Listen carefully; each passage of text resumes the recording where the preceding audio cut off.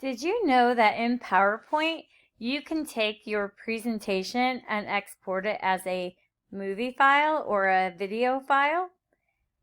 If you open up your PowerPoint file and go to File, Export, you can choose where you want to save it. And then under File Format, you should be able to choose MP4. You can also choose MOV, but that's a larger file format. So I'm going to choose MP4. And what will happen is the timing limit I can change, so each slide will advance by 5 seconds. You can change that.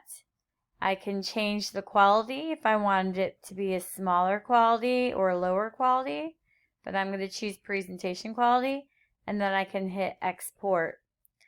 Once it's done exporting, I now have a video file of my presentation. Now, this works for both Mac and PC users.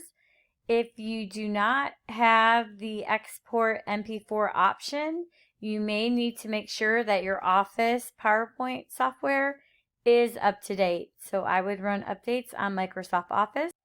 Once my PowerPoint has converted, I will see it on the desktop and it would say an MP4. And if I double click on it, it is now a video file that I can play. For more information, please check out our website at ctl.center.edu.